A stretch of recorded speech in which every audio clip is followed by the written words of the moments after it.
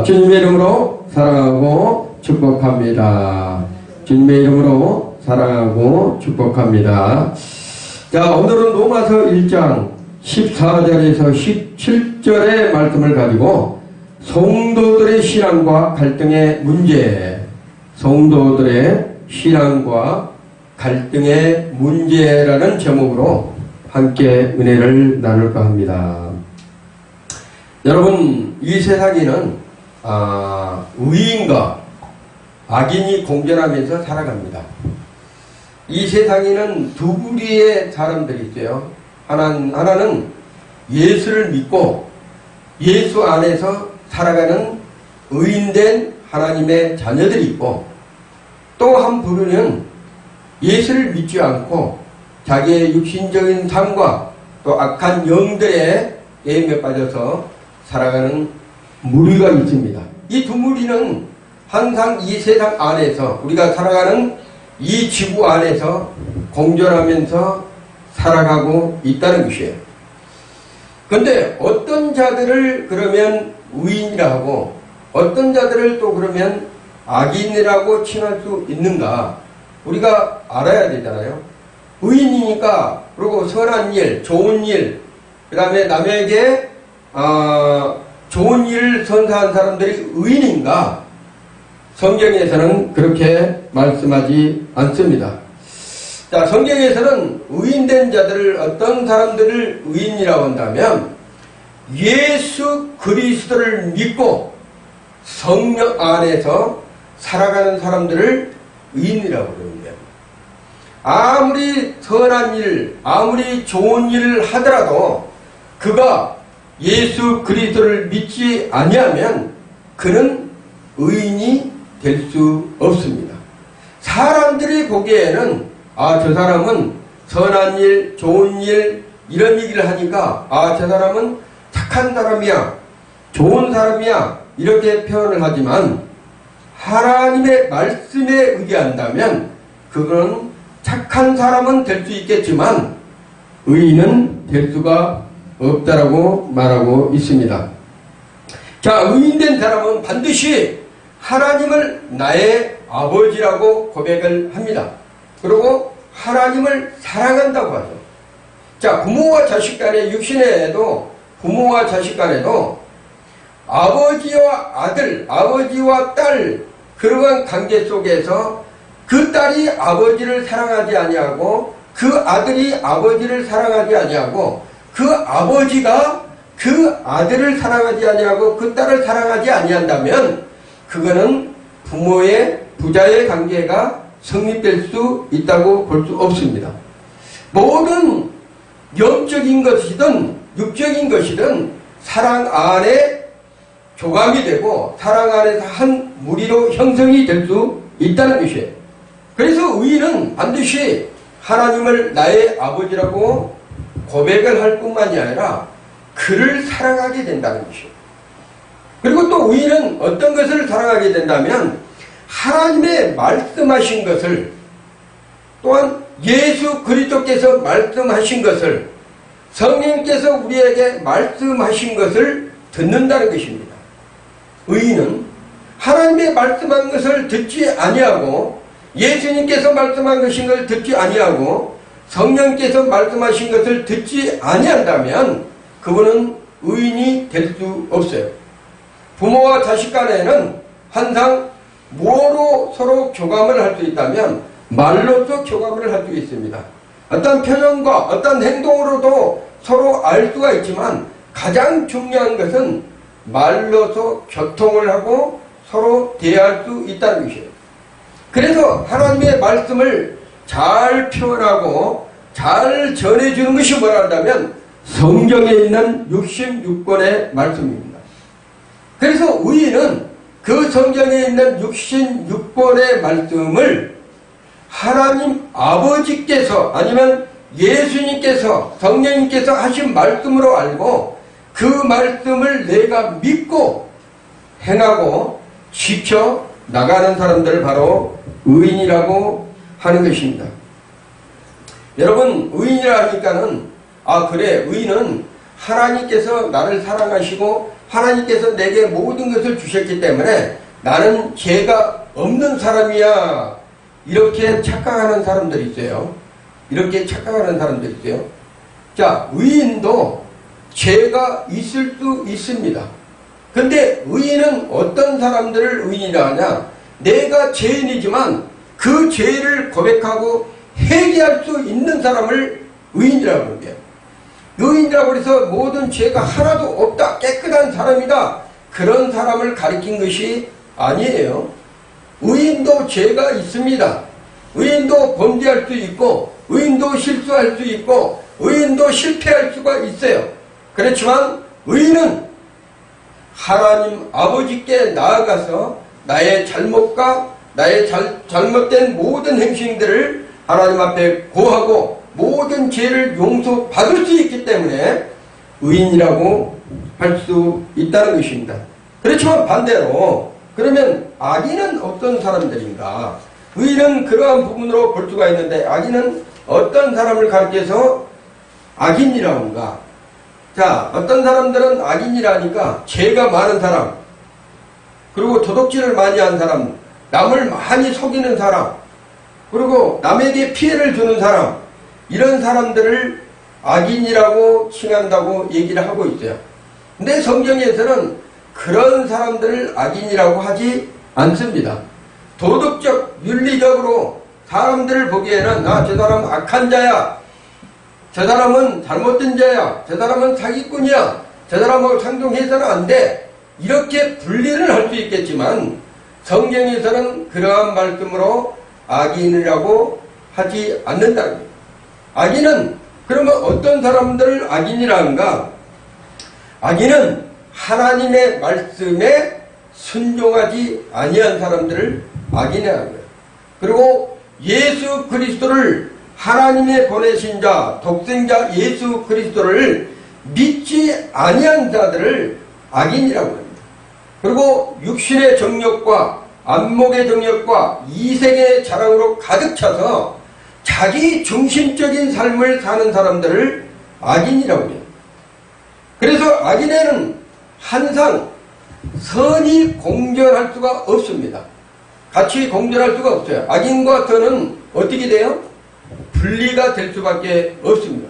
함께 어울려서 살고는 있지만 그들과 함께 갈 수는 없다는 거예요. 그래서 마지막 때 예수님께서 알곡은 어디에 드리고 곡간에 들고 죽정이는 어떻게 합니까? 불에 살라버리는 거예요. 그래서 언젠가는 악인과 의인은 분리가 될 때가 있는데 그 분리가 되게 되면 악인은 반드시 불살라질 거라는 것입니다. 자, 그런데 중요한 것은 악인은 그렇게 불살라질 수밖에 없는 고통 중에 살 수밖에 없어요. 언젠가는. 그러나 의인들은 그러면 이 땅 가운데서 어떻게 살아야 되는가?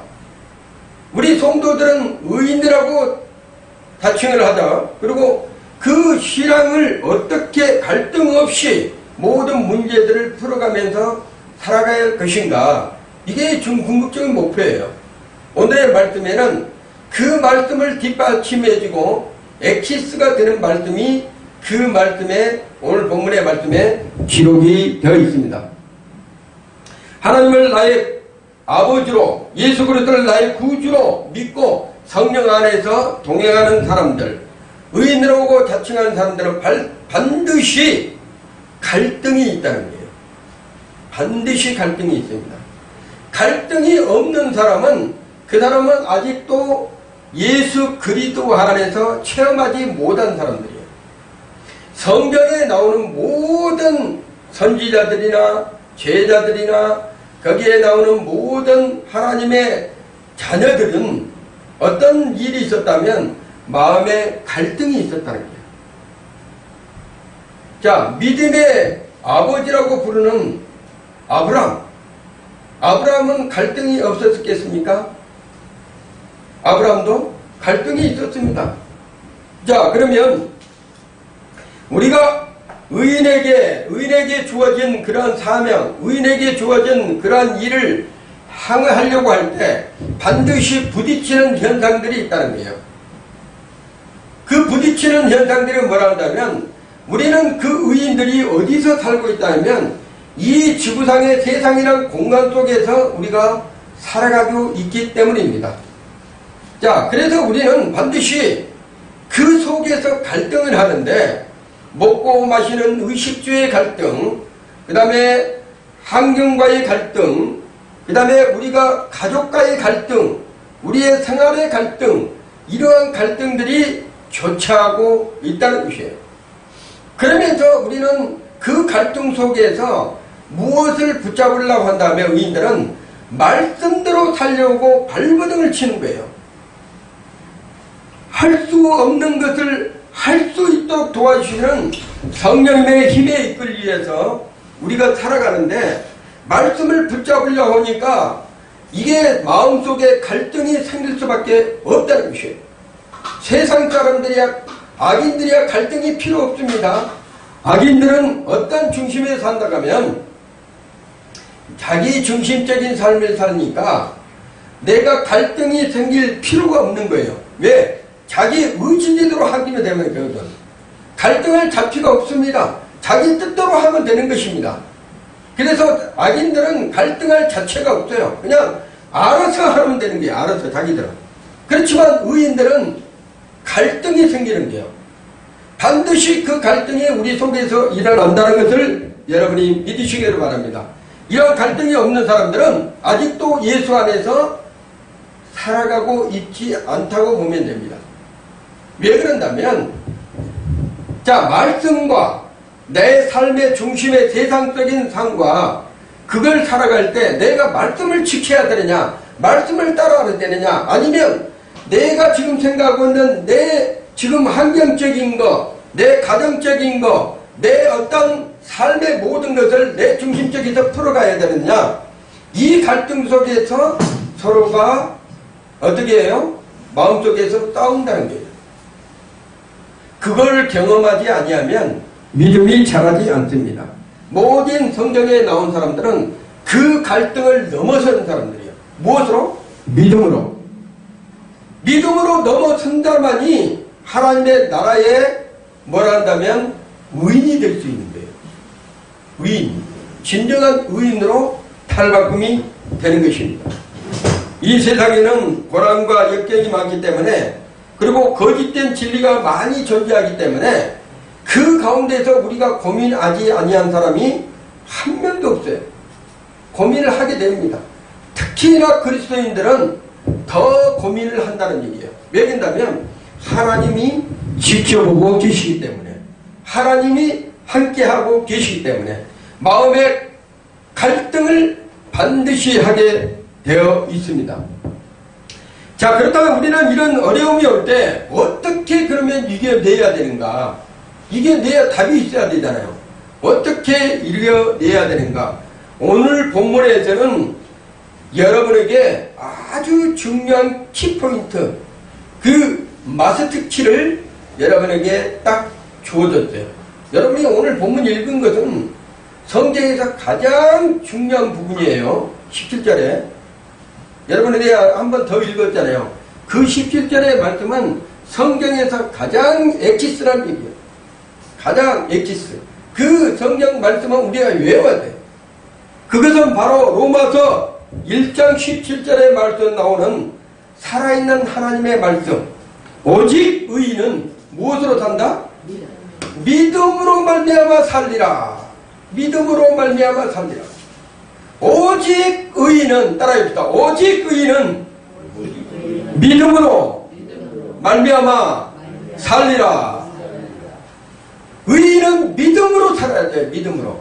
나의 생각, 나의 방법, 나의 행위, 나의 뜻, 나의 모든 생각으로 사는 것이 아니라 오직 의인은, 나 자칭 하나님의 자녀라고 크리스찬이라고 믿는 하나님의 자녀들은 하나님께서 나의 의인이라고 이렇게 인정한 사람들은 무엇으로 살아야 된다면 나의 생각과 나의 방법과 나의 뜻대로 사는 것이 아니고 오직 뭐로요? 믿음으로 살아야 되는 거예요. 믿음으로. 왜 그래야 되는가? 하나님을 기쁘시게 하는 것이 바로 뭐예요? 믿음이요. 히브리 11장 1절의 말씀이면 믿음으로 하나님을 기쁘시게 하는 것이지 그 아버지, 우리의 아버지를 무엇으로 기쁘게 한다면 여러분의 행동과 여러분의 방법과 여러분의 뜻으로 한 것이 아니에요. 오직 믿음으로만 하나님을 기쁘시게 한다고 말씀하셨대요. 자, 그래서 오직 의인은 믿음으로 말미암아 살리라, 이렇게 성경의 가장 핵심적인 부분으로 이 바울 사도가 말씀하고 있는 거예요. 바울 사도도 얼마나 갈등이 많겠어요. 바울 사도도 일반 우리하고 똑같은 성전을 가지고 있는 사람이에요. 바울 사도도 바울이 되기 있는 사울이기 전에 얼마나 충성되게 일한 사람이라 한다면 하나님을 섬기는데 가장 1등 공신이라고 생겼던 사람이 바울 사도예요. 해볼 것 안 해볼 것 다 해보신 분이에요. 그리고 모든 것을 다 해본 거예요. 그 다음에 행동으로 먼저 가서 모든 것을 보여주고 앞장서고 행동했던 사람이 바로 바울 사도였어요. 우리보다 수십 배 수천 배 나온 그 바울 사도도 얼마나 갈등이 생기고 얼마나 고민이 많았으면 이러한 말씀을 이곳에 로마서 1장 17절에 기록한 것을 보면 그 마음을 우리가 읽을 수 있다는 것이죠. 바울 사도라고 자기의 생각과 자기의 방법과 자기의 선한 행실로 하나님을 기쁘시게 하려고 얼마나 노력을 많이 했겠습니까? 그렇지만 그것으로는 할 수가 없는 것을 본인 스스로 깨달은 거예요. 그래서 바울 사도는 두 마음을 품은 자기의 속사람을 보고 탄식을 한 사람이 바울 사도였습니다. 여러분, 바울 사도가요, 나는 날마다 뭐 한다고 그랬습니까? 죽노라고 그랬어요. 내 속에 한 다른 법이 있는데 자기의 이 속에 있는 법이 무엇으로 끌고 간다면 죄의 법으로 끌고 가는 게 아니라 나는 선한 일을 하려고 하는데, 나는 진짜 하나님을 위해서 온전히 일을 하려고 하는데, 나는 주님을 위해서 봉사하고 싶고 나는 모든 것을 주님을 위해서 살고자 하는데 내 속에 있는 다른 법, 죄의 법이 어디로 끌고 가요? 사망으로 끌고 가는 거예요. 사망으로. 그것을 이 바울 사도가 보고 느끼고 이것을 체험한 사람입니다.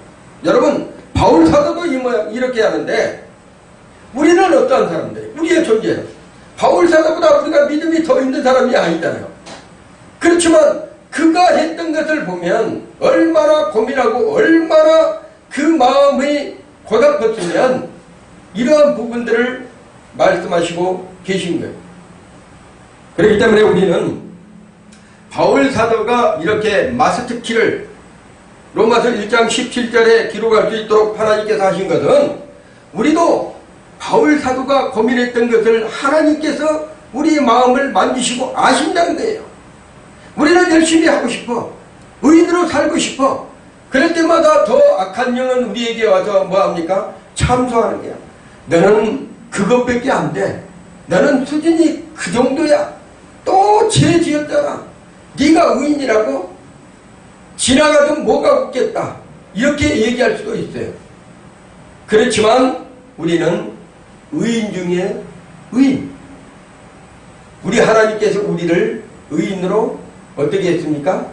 인정하셨기 때문에. 이 말씀은 로마서 1장 17절의 말씀은 기독교의 시작이라 해도 과언은 아니할 수 없어요. 그만큼 중요한 말씀입니다. 기독교 역사들이 대단히 중요한 말씀이에요. 왜 그런다면 마틴 루터 종교개혁자, 구교와 신교가 생기기 전, 구교와 신교가 생기기 전 이런 계기가 된 것이 뭐라면 오늘 마틴 루터가 이 말씀에 깨져서 종교개혁을 했던 사람이 바로 마틴 루터예요. 오직 의인은 뭐로 산다? 의인으로 산다. 믿음으로 산다. 믿음으로.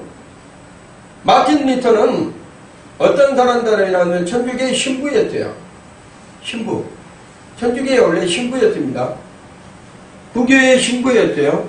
그래서 날마다 고행을 하고 죄가 있으면 그 죄를 해결하기 위해서 계단을 오르면서 기도하고 무릎을 까지도록 기도하고 계단 또 한 계단 올라가서 기도하고 이것을 날마다 반복을 하는 거야. 속에서 또 죄가 올라오면 그 죄를 다스리기 위해서 또 기도하고 하나님 앞에 이 죄를 용서하여 주시옵소서 했는데 도무지 안 돼. 이 죄를 용서받게, 이 죄를 깨끗하게 할 그런 방법이 없는 거야. 방법이. 날마다 똑같은 방법을 똑같이 행동하고 똑같이 자기의 모습을 또 보는 거야. 어제 또 회개했는데 오늘 돌아서도 보니까 그 죄를 안 하려고 그랬는데 보니까는 또 그 죄를 반복되고 죄를 짓고 있는 거야. 그래서 날마다 마틴 루터 이 신부가 고민을 합니다. 어떻게 하면 이 죄에서 해방될 수 있을까? 어떻게 하면 이 죄를 완전히 없앨 수 있고 하나님의 말씀대로 살아갈 수 있을까? 자칭 내가 신부로서 의인으로서 살아가는데 날마다 같은 죄를 반복하고 지고 있고 날마다 원수를 주변 사람들을 원수로 대하고 있고 이런 마음이 마음에서 올라오고 하다 보니까 이걸 해결할 방법이 없는 거예요.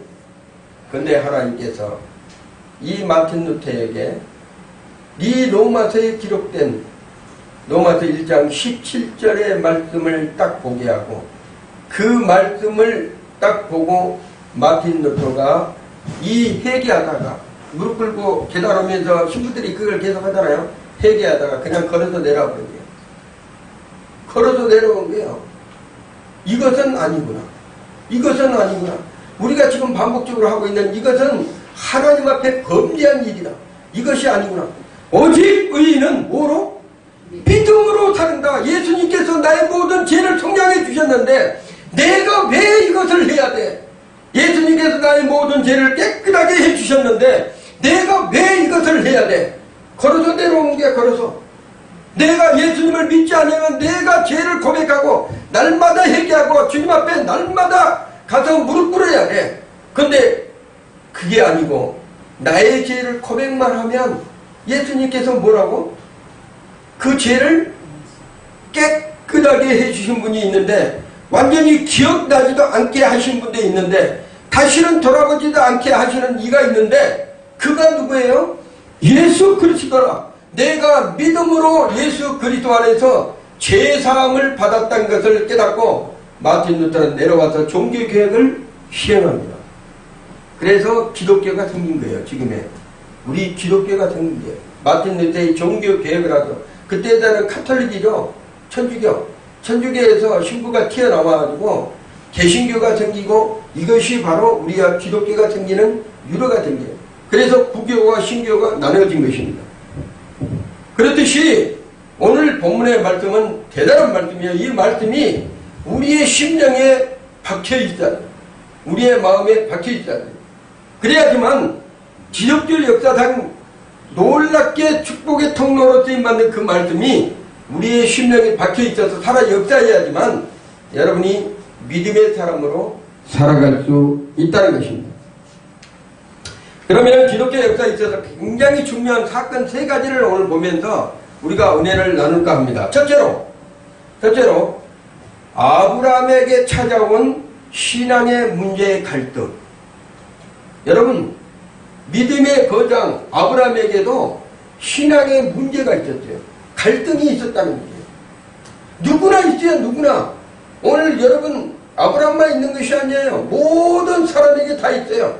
다윗도 이스라엘의 최고의 왕이라고 한 그 다윗도 믿음의 신앙에 갈등이 있었다는 거예요.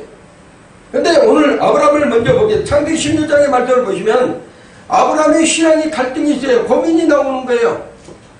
아브라함이 75세 때 하나님의 명령을 쫓아서 그 갈 때 모든 고향을 버리고 부모님과 함께 모든 것을 버리고 지금 떠나는 거예요.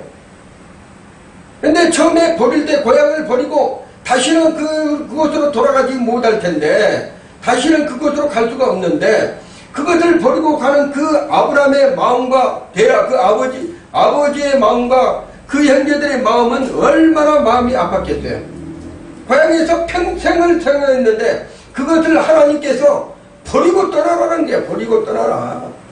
그러면 그때 갈등은 아브라함의 갈등과 그의 부모의 갈등과 그 형제의 갈등은 얼마나 심했었겠냐. 그렇지만 아브라함은 그 말씀을 믿고 어떻게 했다? 떠났다. 갈 바를 모르고 떠났다. 갈 바를 모르고. 갈 바를 모른다니까 지정한 장소도 없어. 하나님이 가라는 데 가는 거야 그냥. 갈 바를 모르고 그냥 떠난 거예요. 근데 놀랍게도 하나님께서 아브라함이 70여 대의 명령을 따라서 모든 걸 가나안 땅을 이제 앞에 놓고 이제 갑니다. 근데 하나님께서 약속을 했네. 뭔 약속을 했다면 내가 너에게 아들을 주겠다 이렇게 약속을 했어요. 그러니까 아브라함이 그 말씀을 어떻게 해요? 철떡같이 믿어요. 아브라함이 먹인다면 결혼도 하기 전에 하나님께서 너에게 아들을 주겠다 이렇게 하고 또 뭐라 한다면 나와가지고 하늘을 봐라. 하늘 별들이 얼마나 많으냐. 저 별들만큼 내가 주겠다. 모래를 봐라. 바닷가에 모래에 많은 게 모래사장에 모래가 있는데 그 모래에 받아 자식을 그만큼 많이 준다는 거야. 아브라함은 철떡같이 믿었어요. 75세 때 놀랍게도 75세에 믿었는데 세상에 하나님께서 거짓말했나? 예? 세상에 1년, 2년, 3년, 4년, 5년, 6년 결혼해갖고 가는데 이제 나이가 뭐가 되게 늙어갑니다. 늙어가는데 자기 아내는 정수가 끊어졌어. 나도 아들 자식이 낳을 수 있는 저기도 없어. 하나님은 거짓말입니다. 아브라함이 마음이 그렇게 생각 안 했을 겁니까? 하나님께서 생각할 때 저놈은 참 대단하다. 맨 처음에 1년, 2년 사라가 정수가 끊어지고 얘 임신할 수 있는 방법도 이제 없어져서 늙어가. 근데 세상에 하나님께서는 바닷가에 모래알만 저 하늘의 별만큼 자식들을 준다는데 언제 자식을 준다는 거? 언제? 갈등이 생기는 거예요. 아브라함에게도. 아브라함이 이제 갈등이 생기니까 이 아브라함이 어떻게 했어요? 세상에 너무하십니다. 하나님. 세상에 고향을 버리고 또 아버지도 모시고 오다가 중간에서 돌아가시고 이렇게 세상 우여곡절을 끝나고 이렇게 했는데 자식은커녕 자식은 나이가 이제 먹어가지고 100세나 됐는데 이건 아니 75세에서 나 25년 동안 그렇게 고생하고 파란만장하고 이렇게 했는데 자식을 줄 줄 알았는데 하나님이 자식을 안 줘. 그러니까 이 아브라함의 갈등은 얼마나 심했겠어요. 여러분 우리 인생에서요 하나님께서 응답을 주셨어요. 여러분에게 내가 반드시 너에게 복 주고 너에게 복을 주어서 창대케 하고 내가 세상 모든 민족 위에 너를 떼나게 할 것이야. 딱 했는데 1년 지나고 2년 지나고 3년 지나고 10년 지나고 20년 지났는데 안 해줘봐요. 그러면 사람이 어떻게 생각하겠어요? 야, 이건 내가 하나님을 믿어야 돼. 말해야 돼. 갈등이 생기는 거예요. 세상에 그 말씀이 나한테 진짜 그게 응답을 해주는 거야. 응답을 하는데 옆에서 뭐라 한다면 사람들이 아, 당신 그거 응답 받은 거야. 그거 확실한 거야. 그 거짓말 아니야? 그 하나님이 말씀하신 거야. 아니면 본인이 생각해서 나온 거야. 주변에서 막 의기를 찝쩍대고 막 또 이제 이상하단 말이요. 지금 아브라함이 그런 갈등이요. 사라가 생각했을 때는 생각해봐요. 예? 사라가 생각했을 때는 세상에 나한테 자식을 줘 바다의 모래만큼 하늘의 별별만큼 준다고 그랬는데 얘 하나 자식 하나도 없어. 이런 갈등이 생기니 아브라함이 얼마나 갈등이. 그래서 어느 날 기도하는데 하나님께서 아브라함이 하나님께 기도합니다. 하나님 세상에 나한테 그렇게 해놓고 뭐 대답도 없고 뭐 증거도 없고 이해할 게 없으니 아니 첩의 자식이나 내 아들 삼아야 되겠습니다. 첩의 자식이나 내 아들 삼을 테니까 하나님 그렇게 인정을 해주세요. 그게 뭐라 한다면 아브라함이 심히 갈등했던 표현이에요. 여러분 아브라함이 자식이 없으니까 첩의 자식 내 첩의 자식을 내 자녀로 양육해서 아니면 내가 길리운 자식을 내 자식으로 양육을 해서 아니면 그런 사람을 내 자식으로 하겠습니다. 함께는 하나님께서 뭐라고 그래요? 노발 대발하시는 거예요. 야 내가 반드시 너에게 뭐라고 그러냐면 너에게 아들을 준다고 그랬지 네가 길러온 자식이 아들이 아니고 너 차이가 처가 내 진짜 아들이 아니다. 진짜 아들은 내가 너로 사라와 함께 그 만드신 자식이 진정한 자식이야. 그렇게 하나님께 또 얘기를 하시는 거야. 그러니까 사라가 뭐예요?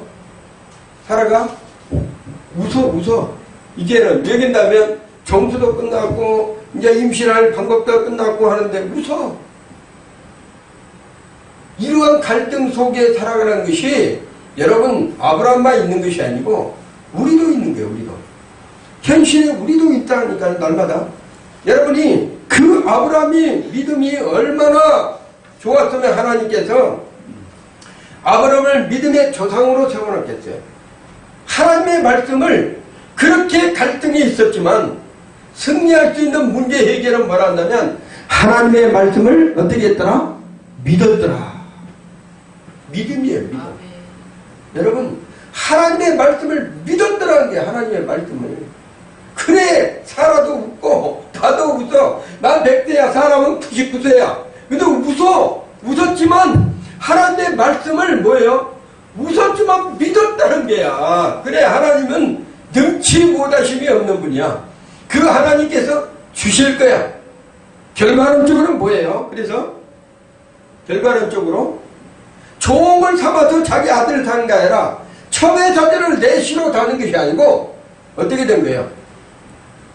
사라를 통해서 낳는 자식 그 아들 이삭을 하나님께서 약속하시고 영적인 자식들이 모래알 수갈 만큼 하늘의 별만큼 수많은 자식들을 낳은 거예요. 그것이 하나님께서 약속하신 아브라함에게 약속하신 그 약속을 이루신 사건입니다. 아브라함은 하나님의 말씀을 액면 그대로 믿었어요. 부자와 자식의 관계는 하나님의 말씀, 아버지의 말씀을 액면 그대로 믿어드려야 되는 것입니다. 그래야지만 진정한 믿음의 사람으로 진정한 하나님의 자녀라고 말할 수가 있어요. 자식들이 봐가지고 부모가 말씀하신 것을 골라서 섭취하면 안 됩니다. 골라서 섭취하면 안 돼요. 이것은 아버지가 얘기해도 이것은 내가 안 맞으니까 제껴버리고 이것은 아버지가 얘기한 것 중에 좋은 것이니까 섭취하면 안 된다는 거예요. 아버지가 훈계한 말씀 있잖아요. 우리에게 훈계하는 말씀, 성경을 통해서 하나님의 자녀들에게 훈계하는 말씀이에요. 그것을 하면 안 된다. 그것을 하면 반드시 너에게 벌이 임한다. 이런 말씀 있잖아요. 그것도 깊이 묵상하면서 받아들여야 돼요. 그래야지만 그 말씀을 통해서 갈등의 문제들을 해결할 수 있는 통로가 될 수 있다는 것을 여러분이 믿으시기 바랍니다.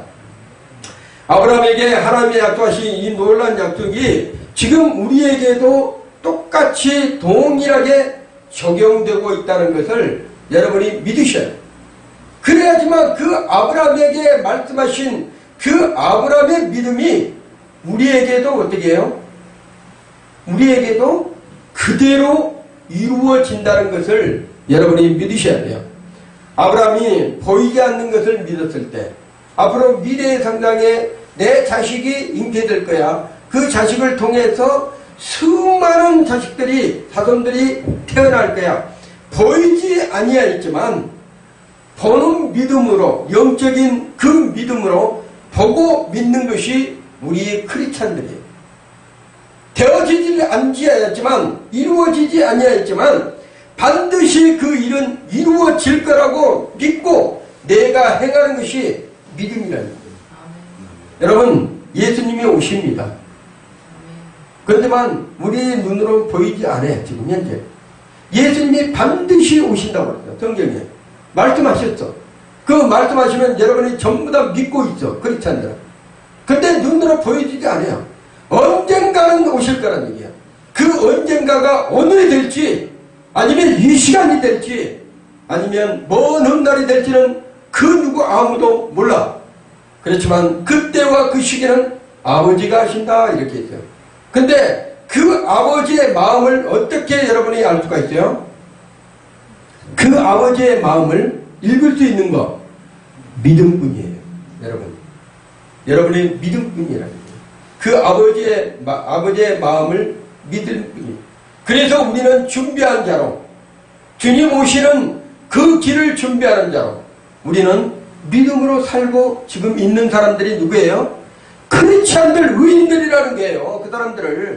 그 사람들이 진정한 의인들이요. 그 사람들이 하나님의 말씀에 순응하며 살아가고 있는 그러한 사람들이에요. 그래서 하나님이 기쁘다는 거예요. 왜?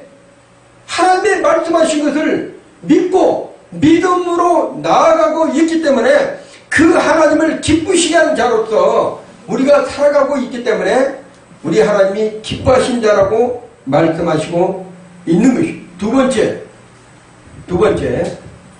하바국에서 온 신앙의 문제의 갈등. 여러분, 하바국 선지자예요. 하바국 선지자는 여러분 자기 개인의, 지금 아브라함은 자기 개인적인 갈등을 통해서 그 신앙을 극복을 했대요.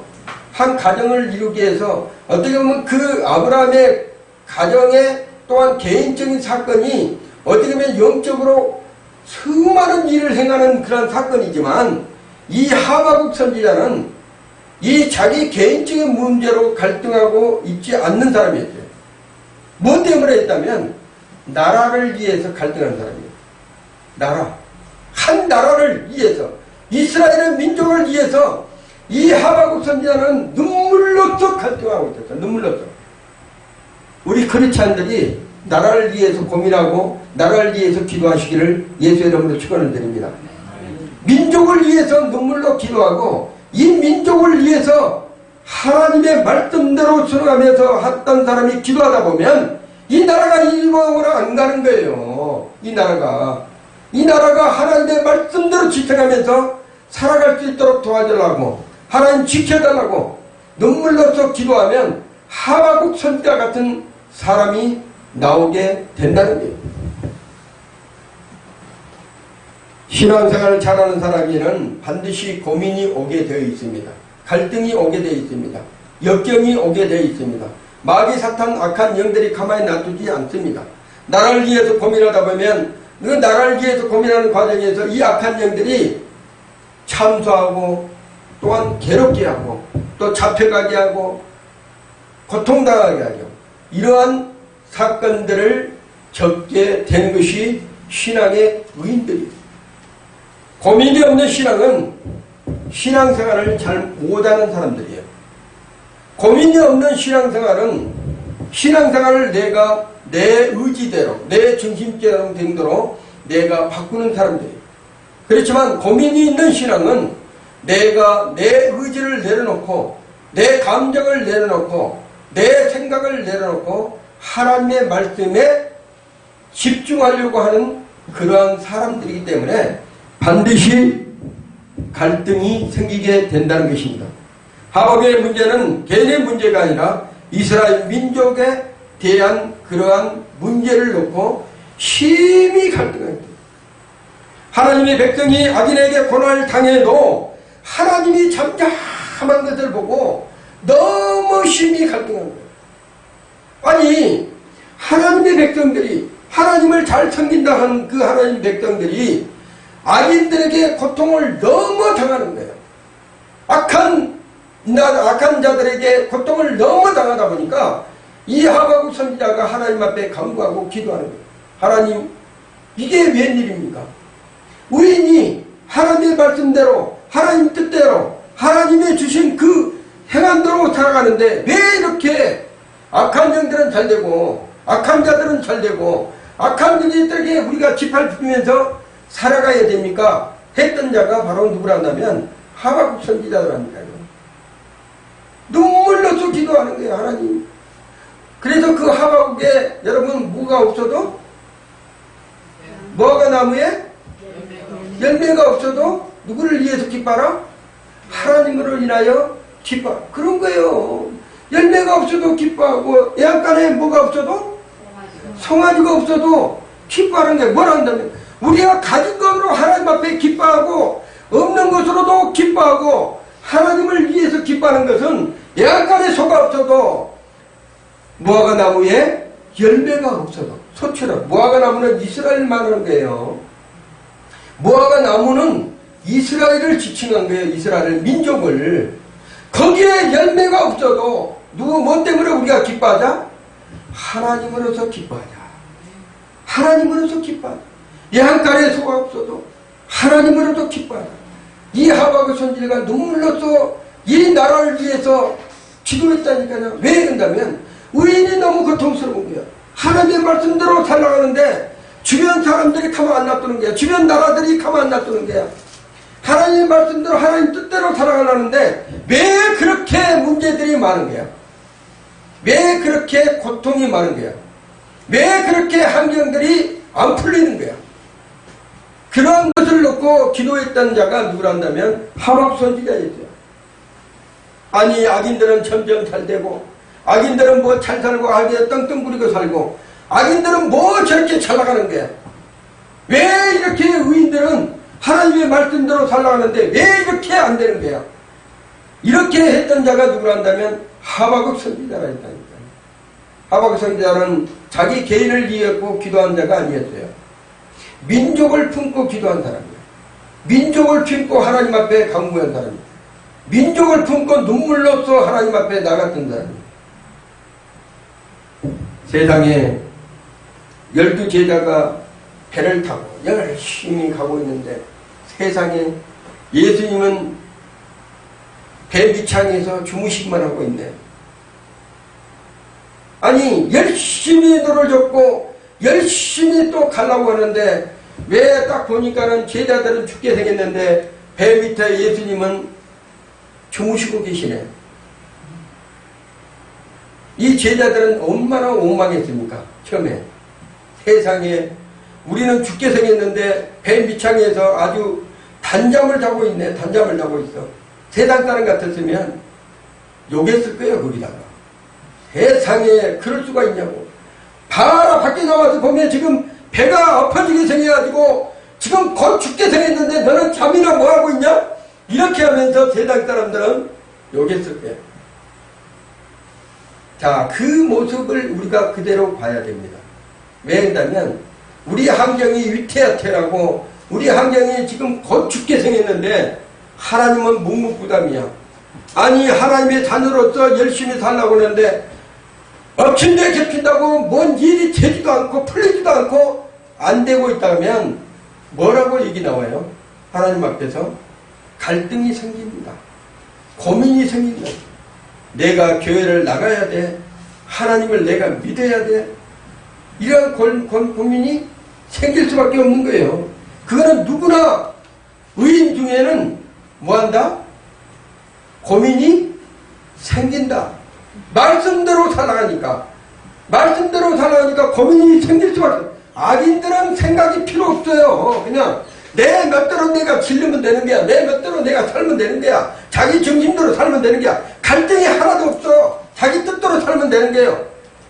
아니 의인처럼 살아가다 보니까 여러 문제, 환경적인 문제, 어려운 문제, 가족적인 문제, 생활의 문제, 직장의 문제, 또 금전적인 문제 이런 문제를 막 겹쳐오는 거야. 근데 그때마다 하나님 앞에 기도하면서 의인으로 살아가니까 어떻게 해요? 갈등이 생기는 거예요. 그때 무엇을 해야 된다? 오늘 바울 사도가 얘기했던 것처럼 의인은 믿음으로 살아야 된다는 거야. 믿음으로. 여러분 믿음이 답이에요. 그분을 믿어드려야 된다니까요. 아브라함처럼 25년 동안 잠잠해도 그분을 끝까지 믿어드려야 돼.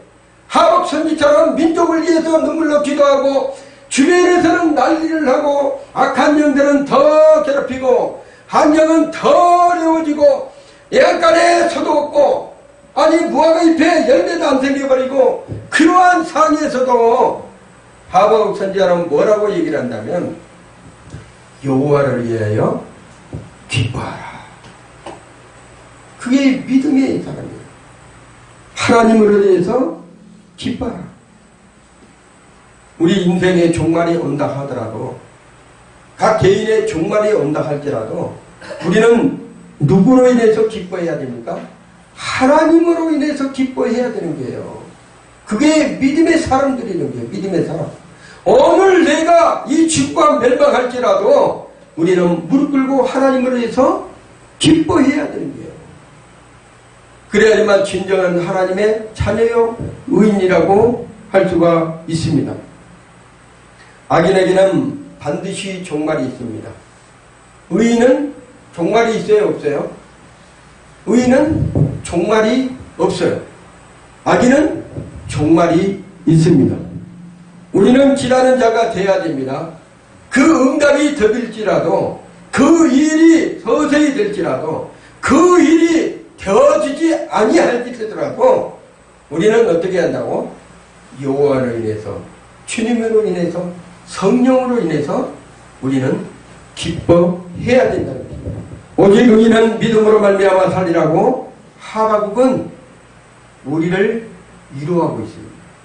원래 의인은 믿음으로 말미암아 살리라, 이건 바울 사도가 얘기한 것이 아니에요. 구약 성경의 하박을 통해서 말씀하신 게 하나님께서 오직 의인은 뭐로 산다? 믿음으로 말미암아 살리라. 고민과 갈등이 어쩔 줄 몰라 할 때 답답한 마음을 풀 수 있는 것은 하박국 선지자에서, 하박국에서 나오는 오직 의인은 믿음으로 말미암아 살리라. 믿음의 열매를 여러분이 맺기를 예수 이름으로 축원을 드립니다. 다 우리는 의인입니다. 의인은 반드시 뭐로 살아야 된다면 믿음으로 살아야 돼요. 산다는 것은 현재예요. 현재. 미래는 우리가 살아보지를 아직 안 했잖아요. 과거는 살아왔어요. 그래서 살리라 한 것은 뭐예요? 현재 내가 미래에 다가오는 시간을 뭐로 살아야 된다는 거예요? 그러면 믿음으로 살아야 된다는 거예요. 믿음으로. 크리스천들은 믿음으로 살아야지만, 그 믿음으로 살아야지만 우리가 미래에 주어질 모든 하나님의 계획, 뜻, 이런 것들을 이루어 갈 수가 있는 것입니다. 자, 그러면 믿음으로 산다는 말은 과연 무엇인가? 믿음으로 산다는 것은 과연 무엇인가? 하나님의 말씀을 액면 그대로 정직하게, 신실하게, 올바르게 믿고 살아가는 것이에요. 하나님의 말씀하신 것을 그대로 믿고 따르는 삶이 믿음으로 사는 것이에요. 악인은 아무리 잘 나간다 할지라도 하나님의 말씀으로 살 수가 없습니다. 그래서 악인과 선인은 공존하면서 한 무리가 되어서 살 수가 없는 거예요. 그래서 악인은 어디로 더 가까이 갑니까? 곡간으로 간다는 것이 어디예요? 그 곡간이 천국 백성이 되는 거예요. 천국 백성. 곡간은, 여러분이 곡간 있잖아요. 길에 보면 안쪽으로 들어오고, 알곡은 안쪽으로 들어오고, 길을 까부르다 보면, 길은, 곡간은 그 알곡은 어디로 들어와요? 안쪽으로 들어오고, 죽정이는 어디로 나가죠? 밖으로 나가듯이, 하나님의 백성의 곡간은 어디로 간다면, 천국으로 가는 거예요. 천국으로. 더 가까이 안쪽으로, 더 주님 앞에 가는 거예요. 근데, 악인은 어떻게 됩니까? 말세가 되면 악인은 곡간으로 나간 게 아니라 세상으로 더 지옥불 자식이 되게 해서 악한 자들은 전부 다 세상으로 더 지옥 가까이 그쪽으로 가는 것이 악인인 것이에요. 우리가 하나님을 믿는다 하면서도 부정직하고 불성실하고 하나님의 말씀에서 떠나면 그들도 잘못하면 악한 자들로 속하게 된다는 것입니다. 우리가 부족하고 우리가 연약한 것을 누가 더 잘한다면요, 하나님께서 우리를 더 잘하셔요. 그래서 우리에게는 무기가 있다고 그랬잖아요. 항상 그 무기가 뭐예요? 기도예요. 기도. 하나님 앞에 나는 부족합니다. 나는 연약합니다. 나는 이러한 부분을 실수밖에 할 수 없는 그러한 존재입니다. 그렇게 고백하고 나갈 때 우리를 말끔하게 깨끗하게 해결해 주신 분이 계신데 그가 예수 그리스도다. 그를 믿는 믿음 안에서 우리가 살아가는 것이 하나님의 자녀들이요 의인들이라. 마지막으로 세 번째, 사도 바울에게 찾아온 신앙의 문제와 갈등. 오늘 본문을 기록한 사도 바울에게 찾아온 신앙의 문제와 갈등.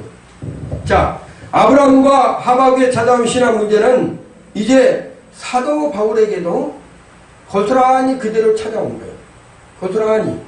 자, 지금도 불신자들에게 많은 고난을 당하는 신자들이 얼마나 많습니까?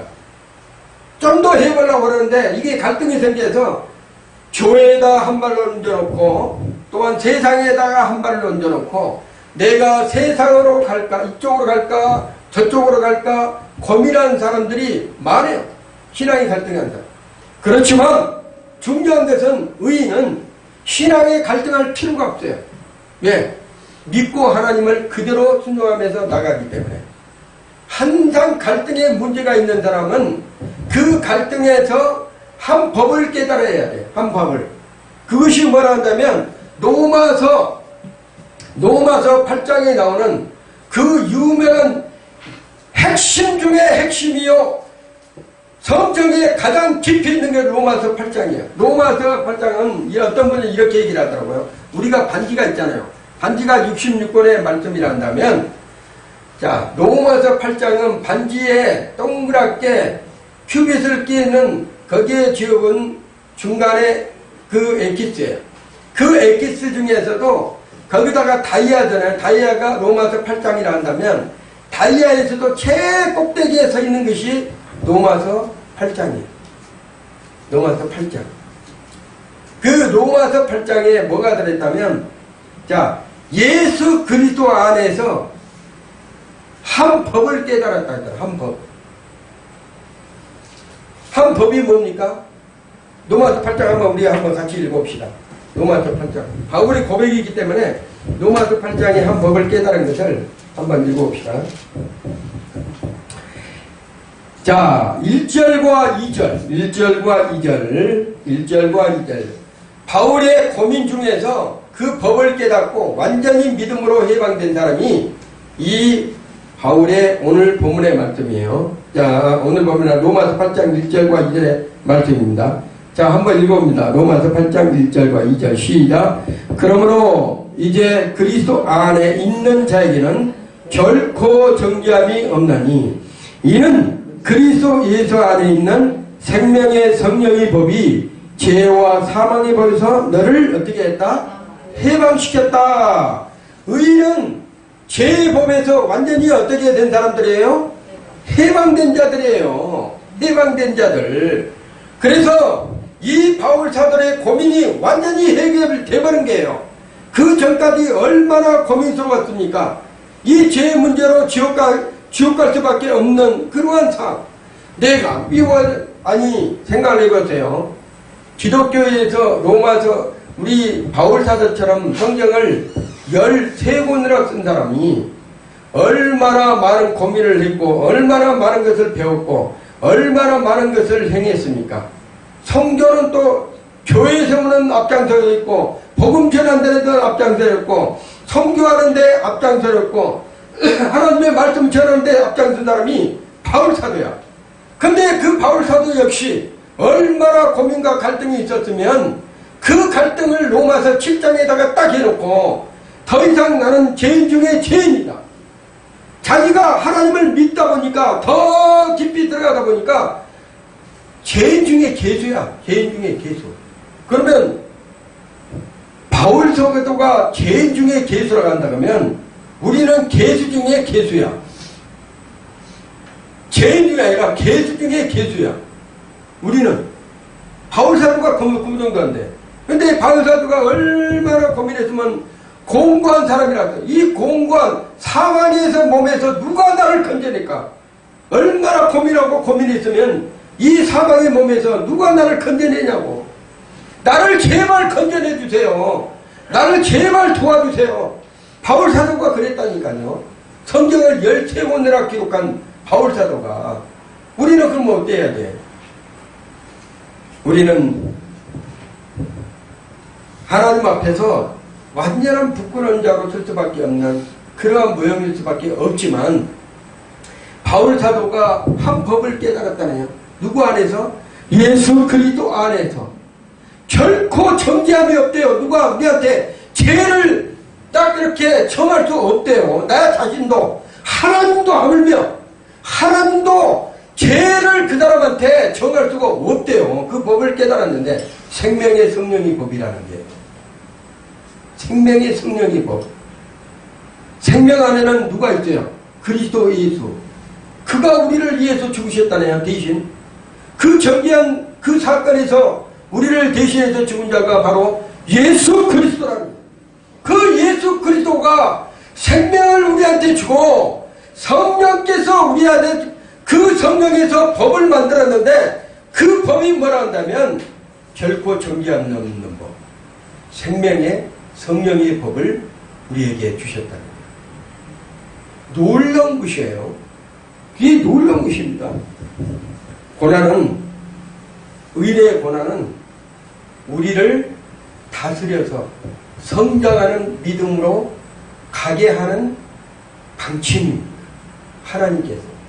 하나님께서 의인에게, 우리 하나님의 백성들에게 고난과 역경과 아픔과 시련과 이러한 것들을 주시는 목적이 뭐라 한다면 더욱더 믿음으로 정금같이 나올 수 있도록 우리 하나님께서 우리에게 주시는 그러한 은혜의 선물이라는 거예요. 사도 바울도 이걸 깨달았어요. 사도 바울도 깨달았습니다. 아, 내가 정금과 같이 나올 수 있는 방법은 이러한 시련과 아픔과 고난과 역경을 통해서 하나님께서 내게 은혜로 주시려고 믿음으로 정금과 같이 나올 수 있도록 하시는 것이구나. 이것을 깨달았다. 사도 바울에게는 찾아온 문제는 구원의 문제였어요. 구원의 문제. 구원의 문제가 얼마나 큽니까? 내가 구원 받았는지, 내가 구원 안 받았는지, 내가 천국 갈 수가 있는지, 내가 지옥 갈 수밖에 없는 것인지, 이게 갈등이 생기는 게 이 사도 바울이 이렇게 신앙생활을 열심히 하는데, 이렇게 하나님의 백성으로서 사도로서 하는데 구원의 문제가 자기에게 갈등이 생긴 거예요. 갈등이. 내가 이렇게 열심히 했는데도 내가 과연 지옥에 가면 어떻게 해? 내가 이렇게 열심히 했는데 내가 구원받지 못하고 천국에 가지 못하면 어떻게 해? 구원의 갈등. 사도 바울도 하물며 구원의 갈등이 있었는데 우리에게 구원의 갈등이 없으면 어떻게 해요? 그냥 믿는 신앙일 수도 있다는 것이. 예수님 옆에, 예수님이 십자가 달릴 때요, 예수님 옆에 두 강도가 같이 동시에 십자가에 못 박혔어요. 한 강도는 이렇게 얘기를 합니다. 주여, 때가 이르실 때, 주의 때가 이르실 때 나도 주님과 함께 낙원에 이르게 하여 주시옵소서. 한쪽 강도가 그렇게 해요. 그 한쪽 강도는 아무것도 몰라. 두 강도다. 살인하는 사람이든 도둑질하는 사람들이 법을 못 지키고 십자가에 그들을 또 십자가의 처형을 지금 당하고 있는 거야. 근데 한쪽 강도는 그때 딱 보니까는 이 사람은 우리하고 다른 사람이야. 이 사람은 보니까 우리하고 전혀 다른 사람이야. 죄가 없이 당하는 사람 같아. 그래서 그 사람은 그 옆에서 예수를 믿지 않다가 그 옆에서 바로 주님을 고백합니다. 주여, 주의 때가 이르시거든 나도 낙원에 함께 데려가 주시옵소서. 근데 그 옆에 있는 또 다른 강도가 뭐라 합니까? 이렇게 얘기해. 내가 메시아냐? 똑같은 옆에 좌우에 나 있는데 한쪽 강도는 주여, 때가 이르거든 나를 낙원에 이르게 하옵소서 하는데 한쪽 강도는 뭐예요? 내가 메시아냐? 그러면 우리를 여기에서 당장 내려오게 해봐. 여러분, 좌우편의 강도가 있었어요. 좌우편의 강도는 하나는 의인이요, 하나는 뭐예요?